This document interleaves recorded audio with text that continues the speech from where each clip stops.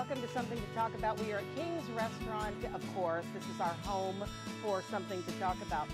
Today I'm going to introduce to you a new organization, relatively, that is working their way into the neighborhoods to find underprivileged families, people who are basically just in need. And they're coming at the right time because it's a Christmas season and we want to help. Here on Something to Talk About.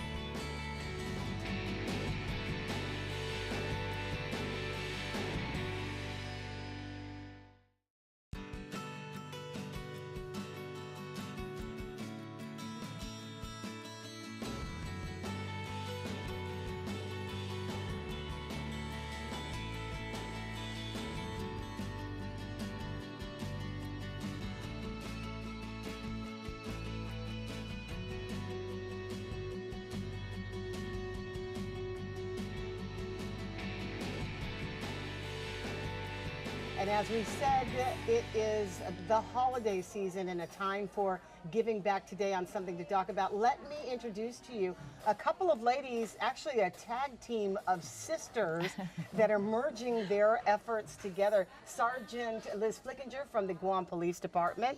Good morning. And Chasing Rainbows. Are you the founder, Jessica? No, ma'am. All three of us are founders. Okay, well, let's find out who the third person is after we introduce to you Jessica Gillis, who is the sister of Liz. So thanks, ladies, for coming. Thank you very much. Thank you for the invite. Having us. No problem. Who's the third person? Unfortunately, she is our elder sister. She's one of our elder sisters. She's actually the president for this organization. Okay. Yes, so unfortunately she can't join with us this morning. Okay, that's all right. But what's her name so we could give her Loretta Cabrera. Okay, Loretta. Hey, your sisters are here. You're going to miss out on some food, but we'll share it. We'll share it with you. Right. Talk to me first about the organization. It's called Chasing Rainbows. Chasing Rainbows, and we created this nonprofit organization 2 years ago. It was inspired by her, my sister Loretta.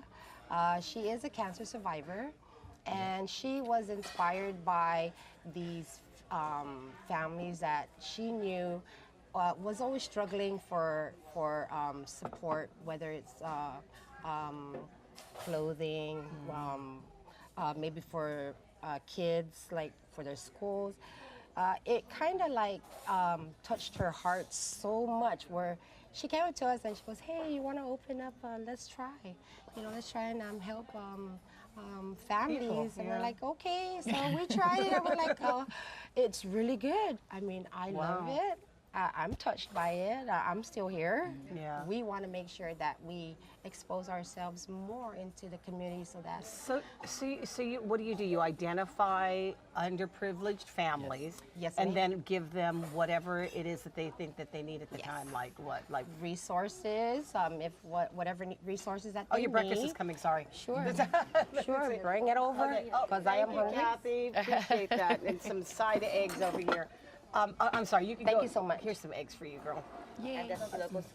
Oh, Well, Is that I yours? think that's yours. yeah. Well, we're eating. Yes.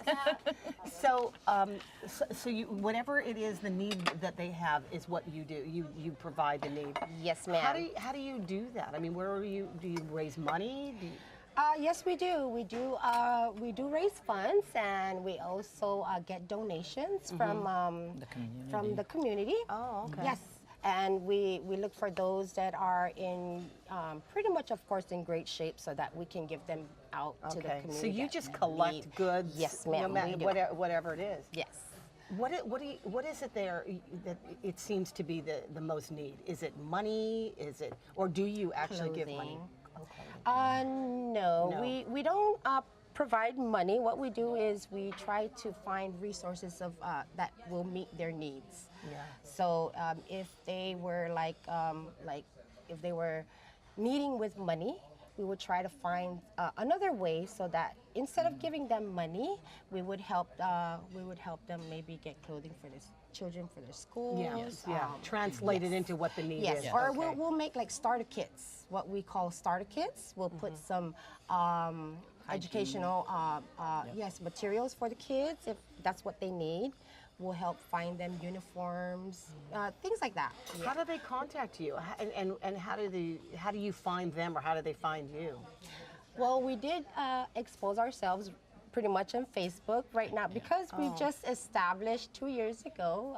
It's pretty much through just friends, and you know, just goes out. Word of mouth, by word of mouth. Sometimes that's the most Oh, yes. powerful, Yes. right, advertising. Yes. Well, it just seemed like a natural then relationship to form with the Guam Police Department with your sister Liz.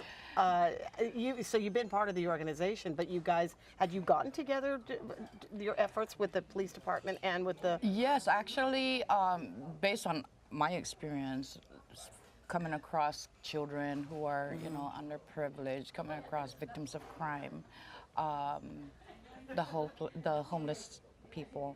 I mean, it really touches you that there's something that the community can actually do, something that the police department or any other agency can actually take part of. But it's a starter for us. And to me, I am so happy that, you know, we've developed the Mandanya Cops strategy. It just came in line with what we decided we were going to do. And being in line with the nonprofit organization, it kind of helps us to do an outreach to our community. I'm here to explain that we're going to be doing the Children's Smiles for Hope project, which was established under the Chasing Rainbows M. And it's hosted by the Guam Police Department's Community Resource Unit. And this is at the precincts, at the precinct level. Our Community Resource Unit will be hosting this. And what it is we're going to be inviting, you know, children and the families that are underprivileged, and they get a chance to meet Santa Claus. Oh, nice, yeah. Yeah, a little Christmas program at the precinct. And I think it is a good way of reaching out, you know? I think it's a great way of reaching out, but then identifying. Can we talk about that for a minute? Because I know that you're up at Dedido Precinct, and that is a large area to cover. And there, I think that a lot of the crimes that we see that come down from the magistrate's complaints or from the blotter, you're seeing a lot out there, just naturally because it's one of the largest villages. Right. But talk to me about what you see, you know, what you're responding to. Well, majority of the cases lately, I'm just going to talk about lately. I'm not going to talk about, you know, 6 years ago or whatever. We've been experiencing a lot of alcohol-related incidences, majority domestic violence, child abuse, sexual conduct on children, sexual conduct on, you know, adults, many victims of crimes, theft, home invasion, you know. It's just so overwhelming. However, we are trying to, you know, kind of decrease that. One of the ways to do it is to outreach and let people be aware of their surroundings, let people be, you know, aware of what's going on. You have a lot of the children who are sort of byproduct victims of these crimes, right? Because they're living in a home or an environment that's fueled by maybe abuse, alcohol abuse. Alcohol or drugs. It seems to be, alcohol and drug abuse seems to be the undertone, the thread that binds these crimes together. Yeah. So it's mostly alcohol use or majority drug. of the time. It's alcohol abuse, and it's so we talk a lot about family violence because in the community and in my capacity on the radio, listening to, you know, these stories and watching the trends, family violence is such a huge problem here. Yes. In fact, when we talked to the chief recently, Chief Cruz, that was one of the you know, the crimes that was listed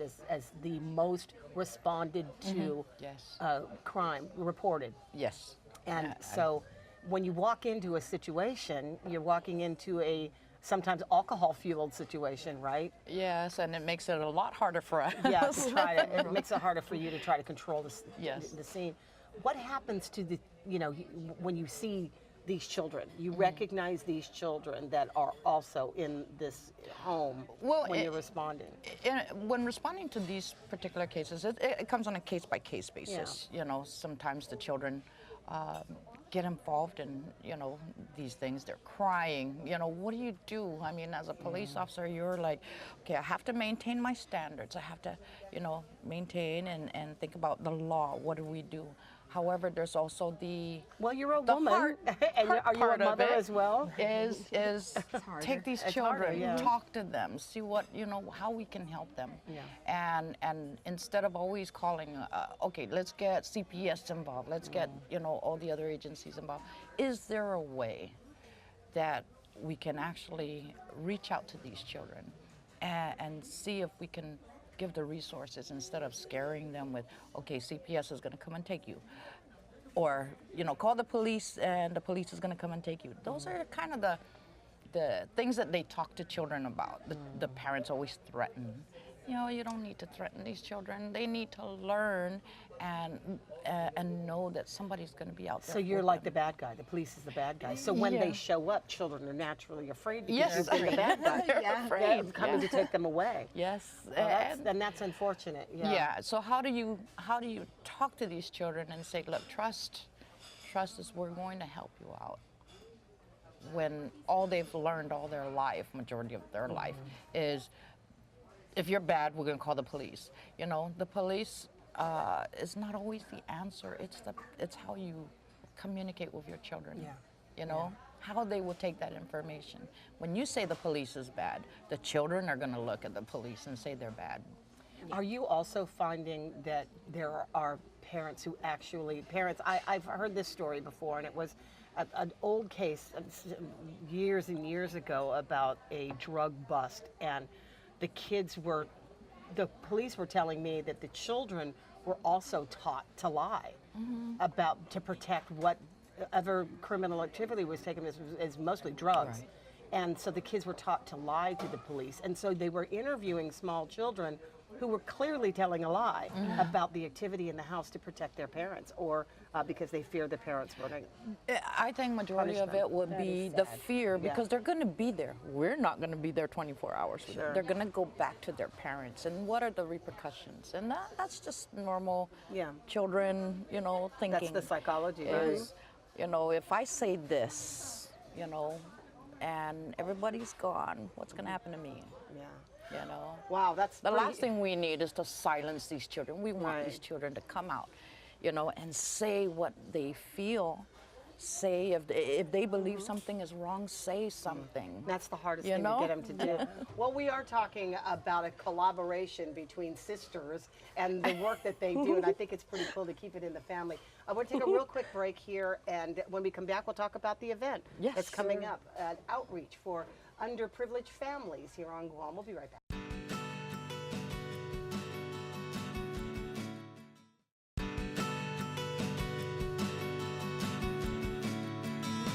Welcome back to Kings. We managed to take a bite of our food. Interesting conversation that we're having with Jessica Gillis, who is one of the founding members of a nonprofit organization called Chasing Rainbows, along with her sister, Sergeant. Demotion, sorry girl.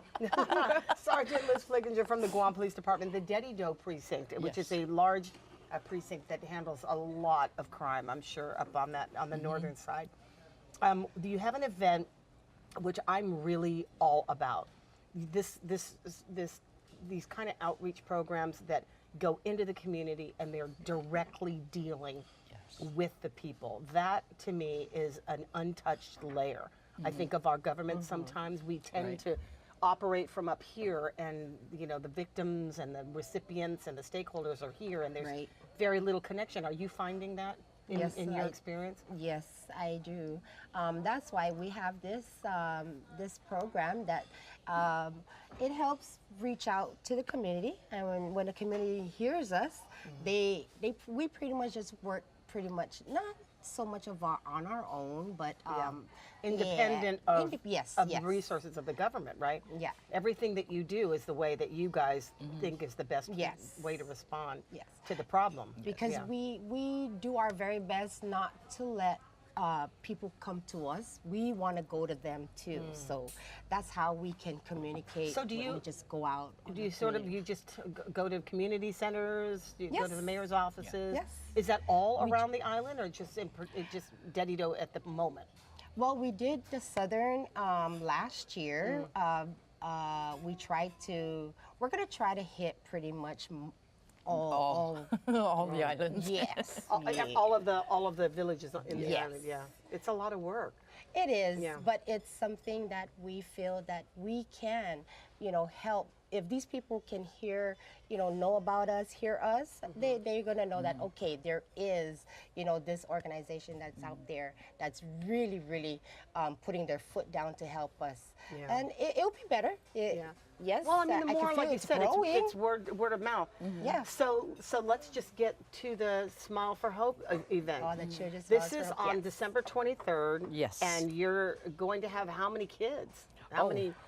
It's a big we'll Christmas be sending party, out yeah? invitations, Yes. so Okay. yes, How depending on that invitation. how that works is our officers, our police officers, will go out to the They will community, be the one, and yes.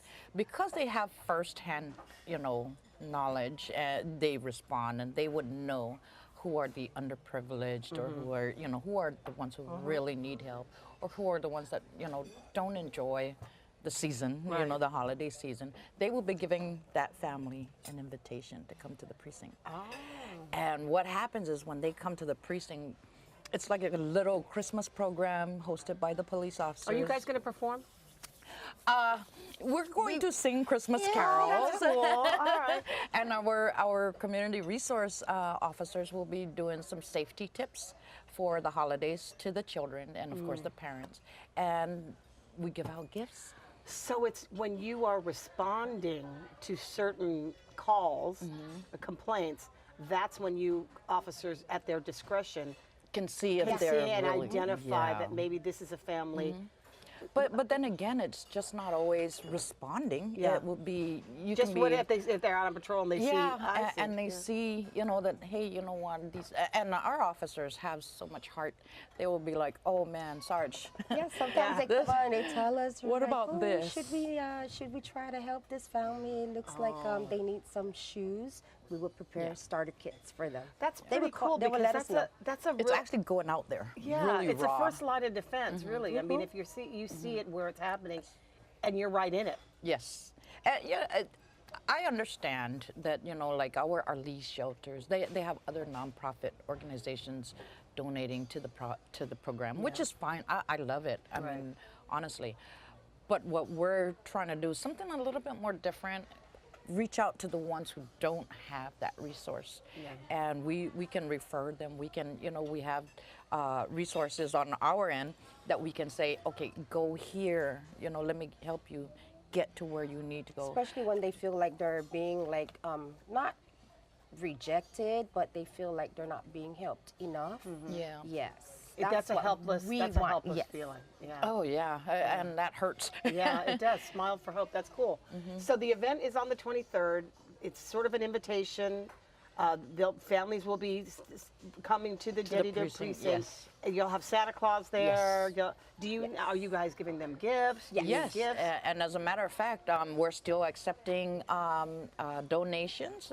Chasing Rainbows Inn is accepting donations for toys. Okay. And what we do is we wrap them up, and the community always helps out. If they want to, they can drop off the toys at the precincts, Okay. and we take them up, we wrap them, And and you we give did- them by age group. Yeah, I was going to say age appropriate Yeah. gifts, but just something that every kid could open. That's what the idea Yes, is. yes. Okay. And that's they will good to have know. milk and cookies. All The right. cookies will be donated by the community. Nice. They'll be baking. You know how awesome that feels? Is, wow. instead Homemade- homemade- instead of Yeah. store-bought Yeah. cookies.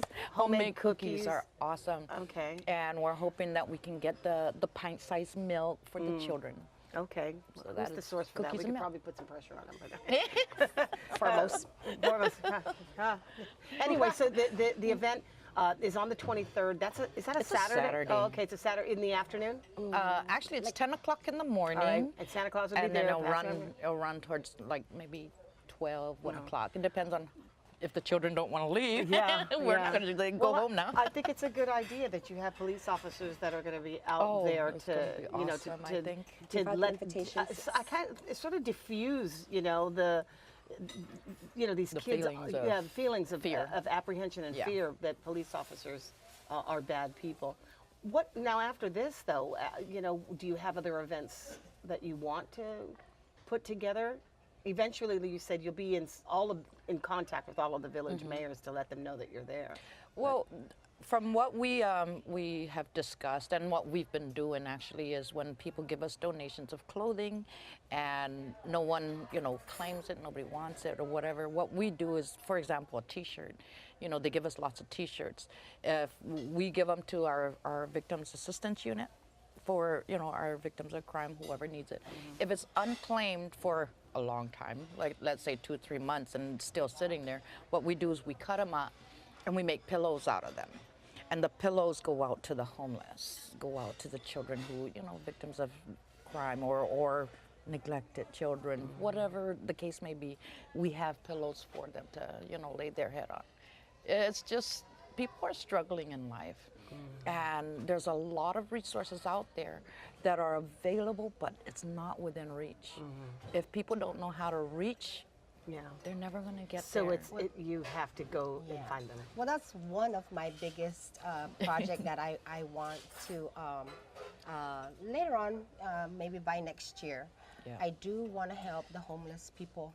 I do want to make them get settled in, try to get them a job so that they can have a home to stay in instead of being out on the streets. That's one of my biggest projects that we are going to discuss. Yes. We're seeing, I don't know whether or not, I'm pretty sure that you guys have your eyes fixed on these things, but I see a lot more families that have children on the streets solicited. Yep. Talk to me about. And I'm not sure why are they out there soliciting, but I kind of feel bad and not so bad in a sense, because some of them are not soliciting for the reasons that they're that they say. You think that they're using the kids? Yes. Yeah. Because I did witness it once, and it was kind of sad, but because the kids were there, I just went ahead and just gave them money. I couldn't find any other thing, and we didn't have this organization yet when I experienced that. So you just did it out of the kindness of your heart. That's hard to ignore, though. It is. Yeah. But it's sad too when they're doing it for the wrong reasons. Yeah. Yeah. And I'm afraid that we're going to start to see more and more of that, because once people, once people realize that they can use their children, it's much like they do in the Philippines, that they use their kids, just as a marketing tool, but the right? danger of it. The danger. Well, we were just talking about it with the chief recently about somebody had called and told us about a man who had a baby strapped to his chest in a carrier and it was on the median. Oh, Lord. And he was soliciting on the median. I mean, there's all sorts of things wrong with that to begin with, but as we see this trend, it's important to get it and stop it as quickly as possible. Well, I'm very impressed with the event, with the organization, and I'm glad that we had an opportunity to tell people. Is there a website or a Facebook or a phone number that you want people to know about? We do have a brochure. Okay. The website, telephone numbers are all on this brochure. Usually telephone numbers is we're using our own cell phones. Because it's 24 hours. Because we make it a 24-hour online. So if somebody needs some assistance? Yes, Okay, well, what's the phone number? Which number do you want me to give them? Mine. Yours? This is, 483. 483-4852. Okay. That is my cell phone. We're available, 24 hours. When we get that call, we try to get as much, information from the person. Anyways, who needs. Liz will call us. She'll call us. Try to go and meet our clients and stuff. So. Well, it's actually a really good program, I think. It is, and congratulations on doing this. I appreciate that, and it couldn't come at a better time during Christmas. And that'll do it for us on Something to Talk About. Thank you for joining us. We'll see you next time. Thank you. Great.